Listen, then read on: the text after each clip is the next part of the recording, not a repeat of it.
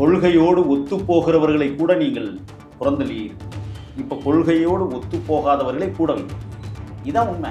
நீங்கள் அப்படியே போதிக்கிறீங்கல்ல, ஒரு தலைவனை கொண்டாடுறீங்கல்ல, அந்த தலைவனை பாதுகாக்கிறதுக்கு நீங்கள் ஒரு மாதம் இருங்க. இந்த கேள்வியை தான் நான் வைக்கிறேன். தம்பிகள் எழுதுகிற தம்பிகளுக்கு சொல்லுவேன், 4 சோத்துக்குள்ள உட்காந்துட்டுல நீங்கள் எழுதாதீங்க. உங்கள் தலைவன் சீமான இடத்துல ஒரு மாதம் போய் பயணித்து பாருங்கள்.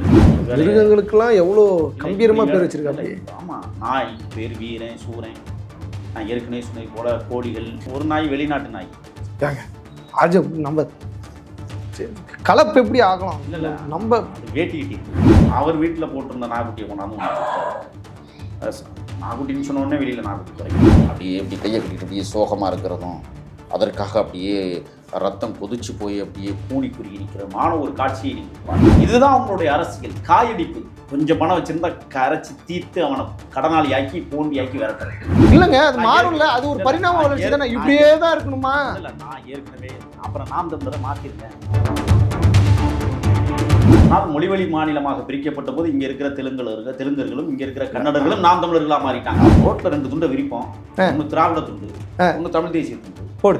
எந்த துண்டுல அதிகமாக காசு வருதோ அள்ளி மூட்டை கட்டி தோல் தொங்க போட்டு போயிட்டே இருக்க வேண்டியதான். இப்போ தமிழ் தேசிய அந்த படம் வெளியில் வருதுன்னா அவர்களுக்கென்று ஒரு அரசியல் தேவைப்படுகிற போது அதை வெளியில் போடும். தேர்தலில் காசு இல்லைன்னா போட்டுருவாங்க. அவங்கெல்லாம் மூத்தவர், தமிழுக்காக பிறந்தவர். அந்த அமைப்பு இருக்கான்னு கேளுங்க. நாம் தமிழர்கள் அதெல்லாம் தெரியும். அந்த குஞ்சுகள் தமிழ்நாட்டிற்கென்று ஒரு தனி பாராளுமன்றத்தை நிறுவுவோம். நிறுவிப்படுங்களை பார்ப்பேன்.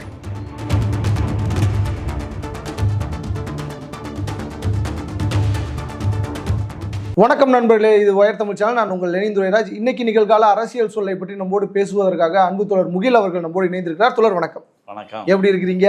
சிறப்பு. போன தடவை இந்த சீமானை பற்றி பேசிட்டு போனீங்களா? தம்பியெல்லாம் கொதிக்கிறாங்க. ஏன்? அதாவது சீமானுக்கு போயிட்டு போராடலன்னு சொல்றீங்களே, அவருக்கும் தேசிய தலைவருக்கும் சம்மந்தம் இல்லை, அவர் போய் பார்க்கலன்னு சொல்றீங்களே, நீங்க போய் போராட வேண்டியதானே? உங்களுக்கு தான் சம்மந்தம் இருக்குல்ல, ஏன் நீங்கள் வெளில வந்தீங்க அண்ணன் கூட இல்லாமல் அப்படின்ட்டு கேள்வி கேட்டிருக்காங்க. என்ன பதில் சொல்ல போறீங்க? என்னுடைய கல்லூரி படிப்பை இழந்ததற்கு காரணமே இயக்கம். தம்பிகளுக்கு அது தெரியாதுன்னு நினைக்கிறேன். ஏன்னா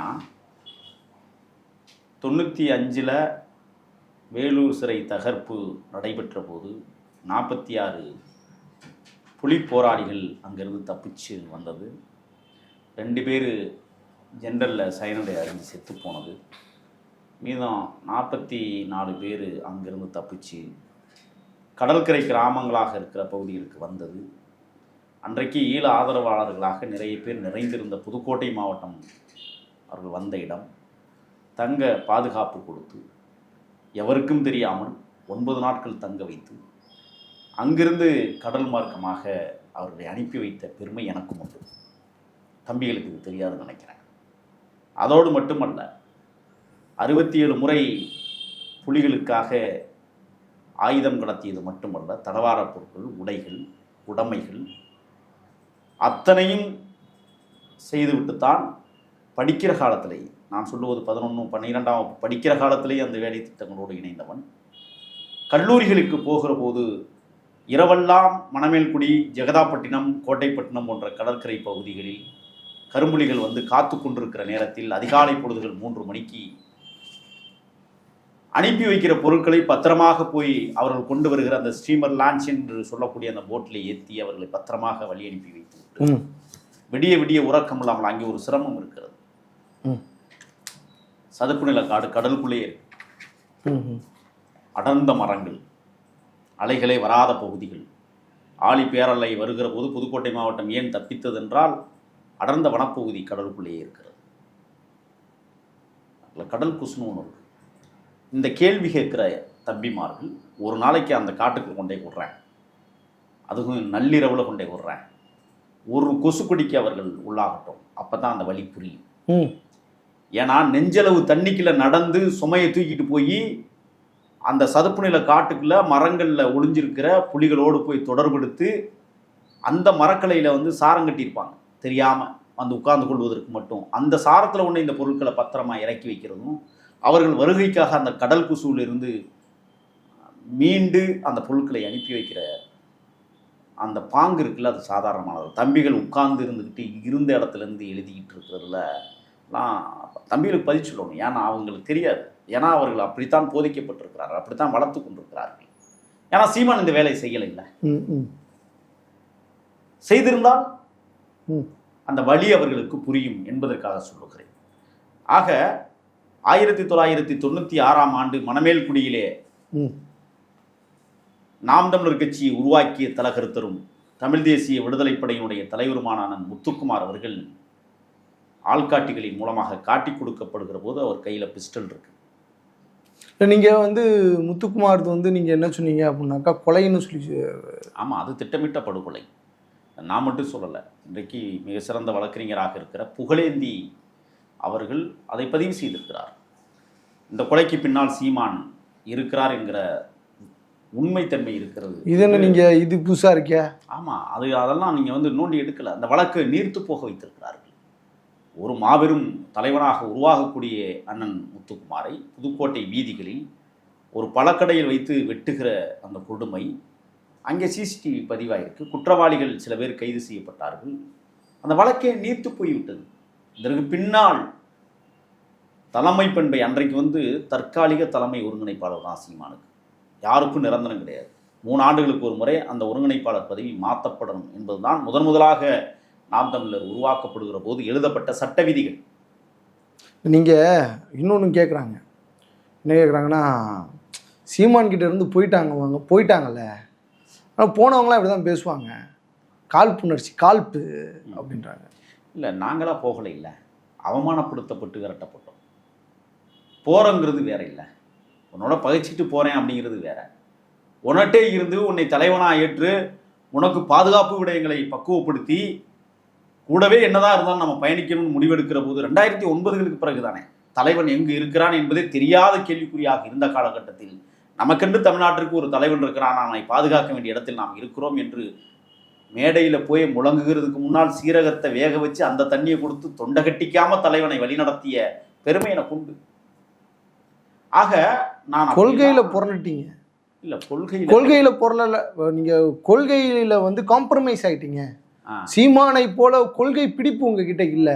அதனால தான் தனிநபர் சார்ந்த விஷயங்கள்ல உங்களுக்கு கோச்சிக்கிட்டு போறீங்க. தம்பிகள் சொல்வது உண்மை. என்னன்னா, என்னுடைய கொள்கை இருக்கிறது, சீமானிடத்தில் கொள்கை இல்லை. அதனால நான் முரண்பட்டு நிற்கிறேன். இப்போ புரியும் நினைக்கிறேன் தம்பிகளுக்கு. என்ன கொள்கை இருக்கு சீமான் சொல்லுங்க. நான் ஏன் பதறேன் தெரியுமா? எங்களால் உருவாக்கப்பட்ட ஒரு அமைப்பு, ஒரு பேர் இயக்கம். இந்த இயக்கத்தை கொண்டே ஒரு குடும்பத்துக்குள்ள அடகு வச்சுட்டு இருக்கு. நான் கேட்குறேன், தம்பிகள் என்னை மட்டும் காரி கொட்டலை, யாரெல்லாம் அந்த இயக்கத்திலிருந்து வெளியேறி இருக்கிறார்களோ ஆயிரக்கணக்கான பேர், லட்சக்கணக்கான பேர் வெளியேறி இருக்கிறார்கள். அப்போ அந்த மூத்த தலைவர்கள், மூத்த பொறுப்பாளர்கள் யாராவது இன்னைக்கு கட்சியில் இருக்காங்களா? ஏன் போனாங்க அவங்க?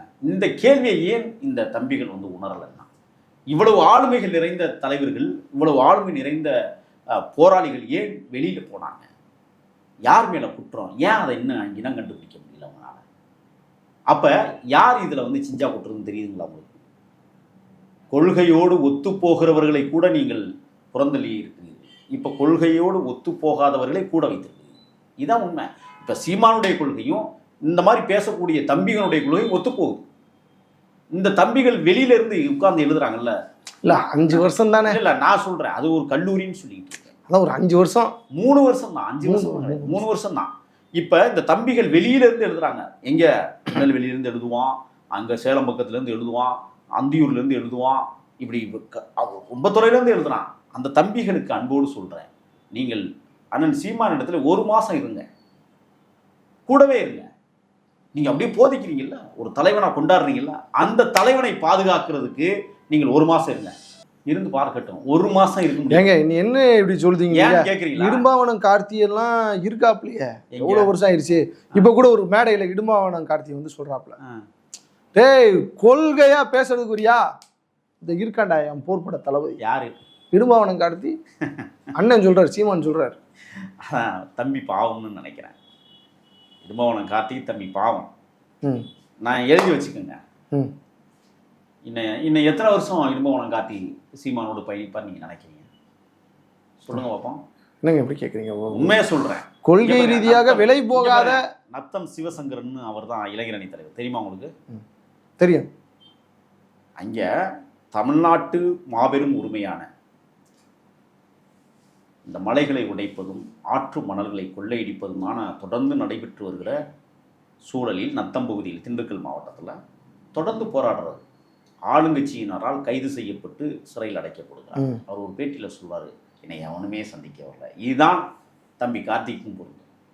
சந்திச்சாதான் இதுவா அப்படி கொள்கை பிடிமானம் இருப்பவர்கள் அப்படி இருக்கணும்னு அவசியம் இல்லை. நான் என்ன சொல்றேன்னா, சிறையில் இருக்கிறாங்கல்ல, நீங்க என்ன செஞ்சிருக்கணும்? தம்பிகள், நமக்காக போராடிய தம்பிகள், நாம் எதிர்பார்த்த கனவுகளுக்கு நிறைவேற்றுவதற்காக போராடுகிற தம்பிகள் அதிகார வர்க்கத்தால் ஆளுங்கட்சியால் கைது செய்யப்பட்டு சிறை கொட்டடியில் அடைக்கப்படுகிறார்கள். ஒரு முறை போய் மனு போட்டு பார்க்கணும்ல, அவனுக்கு ஆறுதலா இருக்காரா?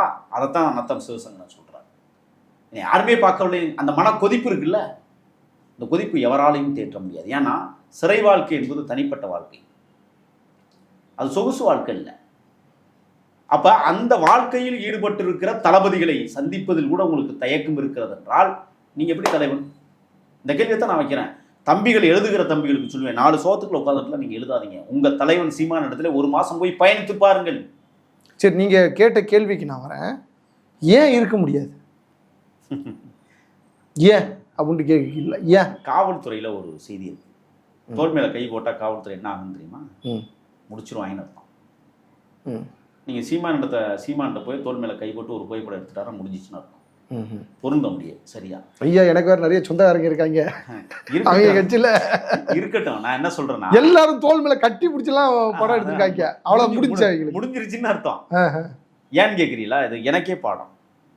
2013 தேசிய தலைவர் பிறந்த நாள் வருது. அந்த பிறந்த நாளுக்கு வீட்டில் வந்து விமர்சனமாக கொண்டாடணும், விமர்சையாக கொண்டாடணும்னு ஒரு முடிவு எடுக்கிறாங்க. எல்லாருக்கும் வேட்டியெல்லாம் வாங்கி கொடுத்தாரு. எல்லாம் அதை வேட்டியெல்லாம் யாருக்கு வாங்கி கொடுப்பாருன்னா, அங்கே வேலை செஞ்ச என் போன்ற கடைநிலை உடைய நான் வந்து அந்த வீட்டில் என்ன செஞ்சேன் தெரியுமா? வெளிப்படையாக வெக்கமாக சொல்லுவாங்க, என்னுடைய போராட்ட களத்தையே கொச்சைப்படுத்தி தான் வேலை வாங்கினான். அங்கே இருந்த வீரன் ஜூரன் 2 நாய்க்கு பால் ஊற்றுறதும், அதுக்கு டீ வேண்டா அள்ளுறதும், அதுக்கு பிறகு சமைச்சு கொடுக்குறதும், துணிமணியை தேர்வு பண்ணி துவைச்சி அயனிங் பண்ணி கொடுக்குறதும், இப்படி ஒரு மிருகங்களுக்கெல்லாம் எவ்வளோ கம்பீரமாக பேர் வச்சிருக்காங்க. ஆமாம், நாய்க்கு பேர் வீரன் சூரன். நான் ஏற்கனவே சொன்னது போல கோழிகள் எல்லாம். நான் அந்த நாய்க்குட்டி வந்து வெளிநாட்டு நாயா உள்நாட்டு நாய்? ஒரு நாய் வெளிநாட்டு நாய். ஏங்க அது நம்ம கலப்பு எப்படி ஆகலாம்? இல்லை நம்ம அது வேட்டி கட்டி இருக்குங்க. வெளிநாட்டு நாய் வேட்டி கட்டி இருக்கும், அதனால அது உள்நாட்டு நாய். நீ அதை புரிஞ்சுக்கணும். நீங்கள் இந்த சூரன் ஒரு நாய், இந்த சூரனுங்கிறது என்னன்னா இனக்கலப்பு நாய். நாட்டு நாயும் குட்டையான நாயும் உறவு கொண்டு பிறந்த நாய். அது எங்கன்னா பக்கத்தில் ஒருத்தர் வந்து காகித அட்டை தொழிற்சாலை வச்சுருந்தார், நம்ம நண்பர் தான், அவர் பேரை மறந்துட்டேன். அவர் வீட்டில் போட்டிருந்த நாய்க்குட்டியை கொண்டாந்து ஒன்று கொடுத்தாரு. நாய்க்குட்டின்னு சொன்னோடனே வெளியில் நாய்க்குட்டி குறைக்கும். இப்போ ரெண்டும் சமகாலத்து நாய். அதை சின்ன குழந்தையிலேருந்து அப்படி வளர்த்து கொண்டு வா. அது ஏசியில் தான் படுத்து. நமக்கு கொடுக்கப்பட்ட பணிகள் என்ன? இதை ஏன் நான் செஞ்சேன் தெரியுமா? கண்ணுக்கு முன்னாடி ஒரு தலைவன் இருக்கிறான், அந்த தலைவன் இடுகிற கட்டளைக்கு கட்டுப்பட்டு அவன் சொல்லுகிற வேலையை செய்வோம் என்பதற்காக செஞ்சேன். நான் தலைவனா பார்த்தேன், ஆனால் இப்போ அதை தருதலையாக பார்க்குறேன். அதான் பிரச்சனை. ஏன்னா லட்சக்கணக்கான தொண்டர்களை, ஆயிரக்கணக்கான தலைவர்களை அப்புறப்படுத்தி இருக்கிறது அந்த இயக்கம். இன்னைக்கு அப்படியே கும்பிடுறானுங்க தம்பிகள். இந்த எழுதுறாங்க தம்பிகள், இவன் யார் தெரியுமா? வெளியில் உட்காந்துட்டு இன்னும் சீமானை அறியாமல் அவருடைய பேச்சை மட்டுமே கேட்டுக்கொண்டு எழுதக்கூடிய நபர்கள். சீமானை பற்றி நன்கு உணர்ந்தவர்கள், நன்கு தெரிந்தவர்கள், பக்கத்தில் இருந்து பார்த்தவங்களுக்கு மட்டும்தான் புரியும். நீ கேட்டீங்களா இடும்பவன கார்த்திக், தம்பிக்கு சொல்லுகிறேன், காலம் உங்களுக்கும் கசிந்து வந்து கொண்டே இருக்கிறது. விரைவில் நீங்களும் வெளியேற்றப்படுவீங்க. என்ன எப்படி சொல்றீங்க நீங்க? கண்டிப்பா நடக்குதா இல்லையா பாருங்க. நத்தம் சிவசங்கரன் தம்பி தான், நீங்களும் அப்படித்தான். யாரையும் இங்கே வச்சுக்க மாட்டாங்க. நான் பார்க்க சென்னை தென் சென்னையினுடைய மாவட்ட செயலாளர், ஒருங்கிணைந்த மாவட்ட செயலாளர் இருந்தார் தம்பி புகழேன். என்னாச்சு? எங்கே இருக்கிறார்? அப்படியே தசைப்பிண்டங்களாக ஒட்டியிருந்தார்கள். கைரேகையை போல ஒட்டி கிடந்த தம்பிகள் நிறைய பேர் நான் பார்த்துருக்கேன். எங்க நீங்க யாருடைய பேட்ச் சொல்றீங்க? நான் அண்ணன் முத்துக்குமார், நான் அந்த பேட்ச். ஆமா, அந்த பேட்ச்ல. அப்போ நீங்க வந்து இந்த ராஜீவ்காந்தி இவங்களாம் இருக்கும்போதே இருந்தீங்க? ராஜீவ்காந்தி நாங்கள் எல்லாம் சமகால நண்பர்கள். எங்களுக்கு பிறகுதான் கல்யாண சுந்தரமே உள்ள வர்றாரு, அதற்கு பிறகுதான் வர்றாரு. நான் 2013, அண்ணன் 2011 படுகொலை செய்யப்படுகிறார் புதுக்கோட்டையில். அதுக்கு பிறகு 2 ஆண்டுகள் கூட என்னால் பயணிக்க முடியல. நான் கூடவே பயணித்தேன். அவர் காருக்குள்ள முன் இருக்கையில் இருப்பார், நான் பின் இருக்கையில் இருப்பேன். அப்படிதான் பயணிச்சுட்டு போயிட்டு இருந்தோம்.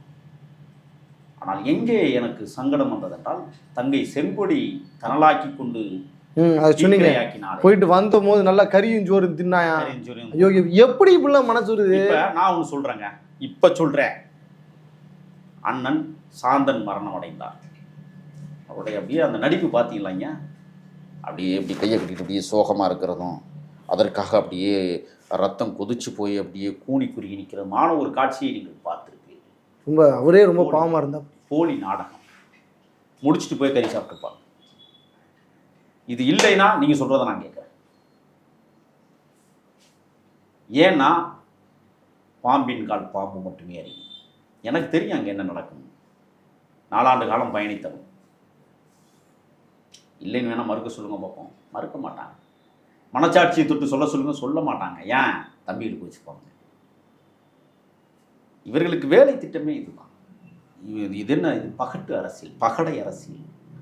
உரிமை சார்ந்த அரசியல் அல்ல, உணர்வு சார்ந்த அரசியல் அல்ல, உணர்ச்சி சார்ந்த அரசியலும் அல்ல. ஆனால் இருக்கிற இளைஞர்களை அப்படி உணர்ச்சியை கிளப்பி விட்டு அவனை வந்து காயடிக்கிற வேலைகள். யாருக்கு எத்தனை பேருக்கு தமிழ் தேசிய அரசியல்னு தெரியும் சொல்ல சொல்லுங்க பார்ப்போம். நாம் தமிழ் கட்சியில் தமிழ் தேசிய அரசியல்னா எத்தனை? அது என்ன? நமக்குன்னு ஒரு தலைவன் இருந்தான் தமிழரசன். அவனுடைய வரலாறு என்ன? அவன் எதற்காக போராடினான்? புலவர் கலியபெருமாள் 100 விழா கொண்டாடி கொண்டிருக்கிறோம். தொடங்கிருச்சு 100 விழா. அவர் யார்? சமத்துவத்திற்கான தலைவர்களாக எப்படி அவங்க வாழ்ந்தாங்க? இங்கே சொல்ல சொல்லுங்க, கேட்க சொல்லுங்க. அயோத்திதாச பண்டிதர் தொடங்கி இந்த மண்ணிற்காக எந்த விடுதலையை இவர்கள் எதிர்பார்த்து போராடினார்கள்? பேச சொல்லுங்க பார்ப்போம். யாரும் பேச தெரியுமா?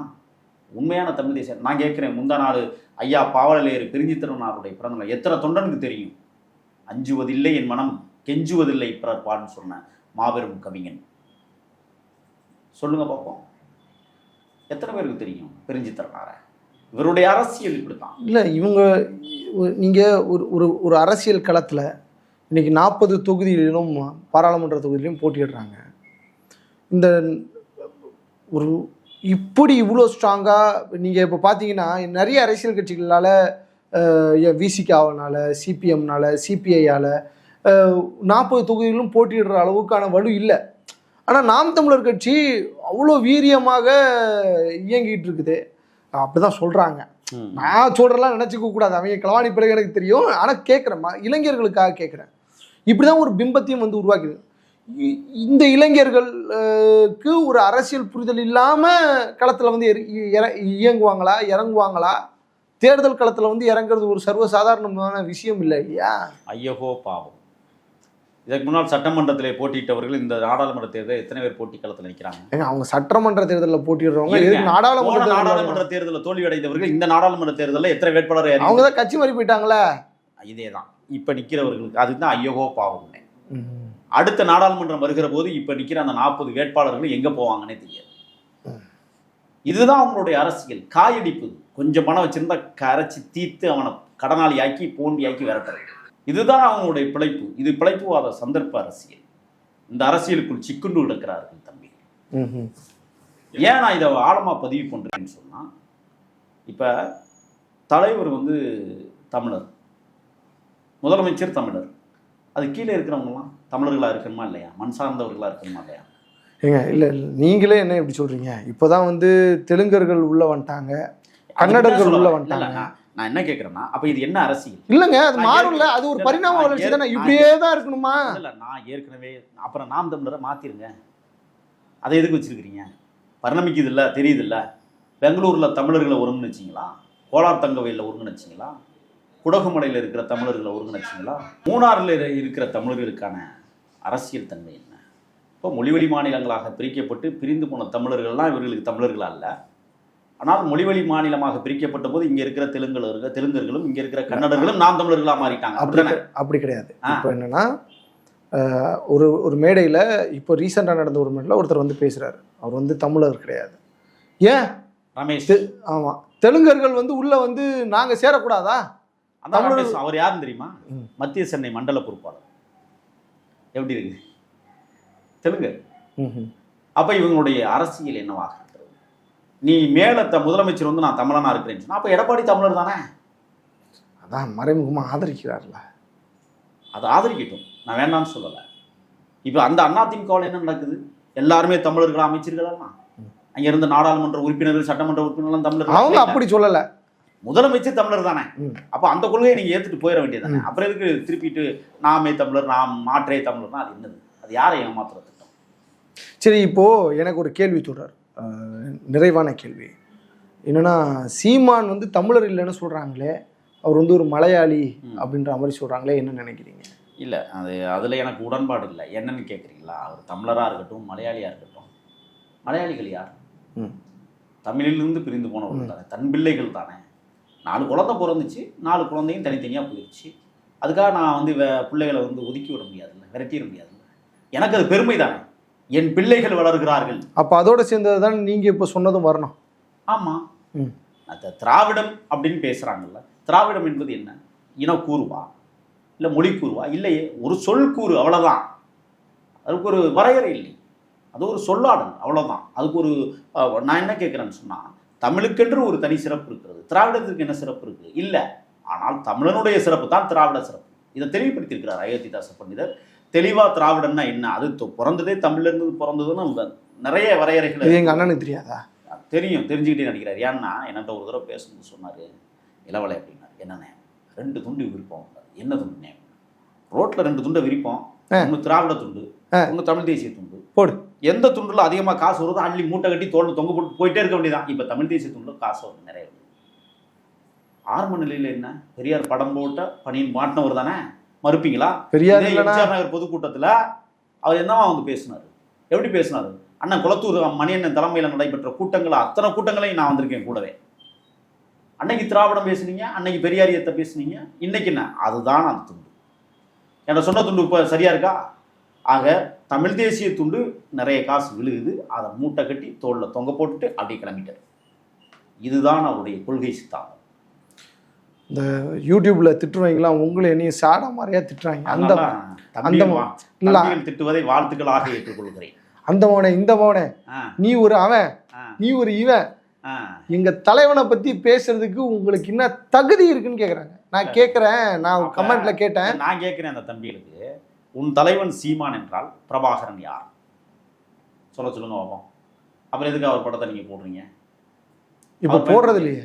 இப்போ போடுறதில்ல, தேர்தலுக்காக நிப்பாட்டி வச்சுருக்காங்க. அவங்க எப்போல்லாம் அது அந்த படம் வெளியில் வரும்னா, அவர்களுக்கென்று ஒரு அரசியல் தேவைப்படுகிற போது அதை வெளியில் போடுவாங்க. காசு தேர்தல காசு வரலன்னா போட்டுருவாங்க. காசு இப்போ காசு வரல, கஷ்டமா இருக்கு அப்படின்னா அந்த படத்தை போட்டு வெளிநாடுகளில் வசூல் பண்ற வேலை திட்டத்தை தான் அவங்க பயங்கரமா செஞ்சுக்கிட்டு இருந்தாங்க. அதுக்காக தான் அந்த ரைடெல்லாம் போயிட்டு இருந்தாங்க. அவங்களுக்கும் புலிகளுக்கும் எந்த தொடர்பும் இல்லைங்கிறத நான் போன தடவை பேசியிருக்கிறோம்.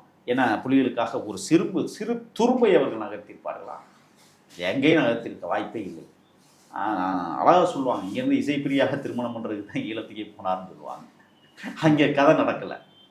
நீங்கள் போற இடம் உங்களுக்கு சாதகமான அமைப்புகளை வடிவமைத்துக் கொள்வதற்காக உங்கள் வாழ்க்கை தரத்தை உயர்த்துவ. நீங்க அண்ணன் அன்னைக்கு சீமான பெருமையா பேசின வாய் இன்னைக்கு சீமான நான் எங்கேயுமே பெருமையா பேசலையே. அவங்க சொல்றாங்க கமெண்ட். நான் பேசலையே. என்ன மேடையில் பேச விட்டாங்களா? அன்னைக்கெல்லாம் இந்த மாதிரி யூடியூப்லாம் இருந்துச்சா நான் பேசுறதுக்கு? ஒரு தலைவனை பாதுகாக்கிற இடத்துல கடைநிலை ஊழியனாக வேலை செஞ்சேன், தலைவனா பார்க்கிற போது. ஆனால் அது தருதலையா இருக்கும்போது எப்படி நான் பார்த்துட்டு சொல்லுங்க பார்ப்போம். போலிகள் இவர்கள் புலிகளுடைய படத்தை போட்டு வேஷம் காட்டுகிறார்கள். கடைசி வரை நான் சொல்றேன், ஐயநாதன் போன்ற மிகப்பெரிய ஆளுமைகள் அந்த இயக்கத்தில் இருந்தார். இதோட இன்னொன்று இருந்துச்சு தெரியுமா உங்களுக்கு? தமிழர் பேர் இயக்கம்னு ஒன்று இருந்துச்சு உள்ள. ஆமாம், அவங்கெல்லாம் மூத்தவர்கள், தமிழுக்காக பிறந்தவர்கள். அந்த அமைப்பு இருக்கான்னு கேளுங்கப்ப நாம் தமிழர்லாம். அதெல்லாம் தெரியுமா அந்த குஞ்சுகளுக்கு? இந்த பிஞ்சுகளுக்கும் தெரியாது, குஞ்சுகளுக்கும் தெரியாது. ஏன்னா அவர்களுடைய அரசியல் பக்குவப்படுத்தி வந்திருக்கிறது. இப்போ என்னுடைய உறவினரே ஒருத்தர் வந்து நாம் தமிழர் இருக்கார். இப்போ பார்த்தீங்கன்னா படமெல்லாம் வச்சுருப்பார், இப்படி இப்படி உயர்த்திக்கிட்டு இருக்கிறது மாதிரி. நான் கிட்ட கேட்டேன், என்ன மச்சான் எப்போ மச்சான் மாறினீங்கன்னா? அது திமுகக்காரர். நான் மாறி 3 வருஷம் ஆச்சு மச்சான். எதுக்கு மச்சான் மாறினியா? பார்த்துருக்கிறீங்களா? பார்த்ததில்ல மச்சான். எதுக்கு மாறினீங்க? பேச்சு சூப்பர். இப்போ புரிஞ்சிருச்சு அவங்களுக்கு கொள்கை பிரகடனம் என்னங்கிறது. பேச்சு மட்டுமே கொள்கை, பேச்சு மட்டுமே பிரகடனங்கள். இது என்னைக்கும் உதவாதுங்கிறேன். நான் என்னென்னா, நான் இருந்த காலகட்டத்தில் பேசுவேன், தமிழ்நாட்டிற்கென்று ஒரு தனி பாராளுமன்றத்தை நிறுவுவோம். நிறுவி கொடுங்களேன் பார்ப்பேன். அங்கேருந்து ஒரு ரிசர்வ் பட நெய்தல் படையை உருவாக்குமா பார்ப்போம். ராணுவ படம் வரும். இந்த இந்த இந்த வாய்ச்சவடால் இருக்குல்ல, இந்த வாய்ச்சவடாலை நம்பிதான் அங்கே இருக்கிற தம்பிகள். நான் வந்து நாம் தமிழர்களில் இருக்கிற நாம் தமிழர் இயக்கத்தை குறை சொல்லலை, நாங்கள் உருவாக்கிய இயக்கம். அங்கே இருக்கிற தம்பிகளை நான் குறை சொல்லலை, மடைமாற்றம் செய்கிற தலைவன் என்று சொல்லப்படுகிற இவர்களைத்தான் நான் குற்றம் சாட்டுகிறேன். அது என்னுடைய இயக்கம் தான். நான் இன்னைக்கு வேற இயக்கத்துக்கு போயிருக்கிறேன். நான் சொல்லுங்க, நாம் தமிழரில் 2013 விசிகால பேனர் வச்சிருக்கீங்க உங்களுக்கு, நான் பார்த்தேன். அவர்கள் பக்கம் போகும். ஆமாம், அவர்கள் வந்து தன் விரும்பிகள் என்னை விரும்புகிறாங்க. நான் பேசுகிற தமிழ் தேசிய அரசியல், அதில் தமிழரசன் படமும் போட்டிருந்தாங்க, பார்த்தீங்களா? பார்த்தேன். அப்போ அதுக்காக தமிழரசன் வந்து விடுதலை சிறுத்தைகளா? சொல்லுங்க பார்ப்போம். தேசிய தலைவர் பிரபாகரன் படம் போட்டாங்க. அனைத்து சேரிகளிலும் அடித்தட்டு மக்களிடம் பிரபாகரன் என்கிற ஒற்றை தலைவனை கொண்டு போய் ஒவ்வொரு சேரியினுடைய வீட்டுக்குள்ளும் படமாக வைத்த பெருமை விடுதலை சிறுத்தைகளுக்கு உண்டு. மறந்துடக்கூடாதுங்க நாம் தமிழர் தம்பிகள். என்னைக்கு நீங்கள் பிரபாகரன் படத்தை போட ஆரம்பிச்சீங்க? 2009க்கு பிறகு. ஆனால் அதற்கு முன்னாடி நான் அந்த அடக்குமுறை சட்டங்களை பார்த்தவன். தேசிய தலைவருடைய படத்தை கூட போடக்கூடாது எந்த கூட்டத்திலையும். போட்டால் உடனே காவல்துறை விட்டு அகற்றி கைது செஞ்சுருவாங்க, தெரியுமா உங்களுக்கு? இந்த விதியை மாற்றியவர்கள் 2 பெரும் தலைவர்கள். ஒன்று அண்ணன் வைகோ, அண்ணன் திருமா. உச்சநீதிமன்றம் வர போய் போராடி நீங்கள் இன்னைக்கு படத்தை போடுறதுக்கு அந்த விடுதலையை கொடுத்தது அந்த 2 பேர் இயக்கங்கள். மறுமலர்ச்சி திராவிட முன்னேற்ற கழகம், விடுதலை சிறுத்தைகள். மறந்துடக்கூடாது தம்பிகள். வைகோ செய்த தியாகம் சாதாரணமானதல்ல. அரசியலுக்காக அவர் அங்கும் இங்குமாக ஓடி இருக்கலாம், முடியாதுன்னா அது அவருடைய தனிப்பட்ட விருப்பம். ஆனால் அவருடைய தனிப்பட்ட வாழ்க்கை இருக்கு பாருங்க, எதற்காக தியாகம் செய்தார், அதை படிக்க வேண்டும் இந்த தம்பிகள். அப்போ இன்னமும் நீங்கள் நாம் தமிழர் தான். யாரு? ஆமாம், நான் நாம் தமிழரில் தான் இருக்கிறேன். அது என்னுடைய கட்சி, என்னுடைய இயக்கம். சீமான் யார்? 3 ஆண்டுகள் இப்போ மாற்றிருக்கணும், 3 வருஷத்துக்கு கழிச்சு மாற்றிருக்கணும். ராஜீவ் காந்தி விட்டுட்டார்.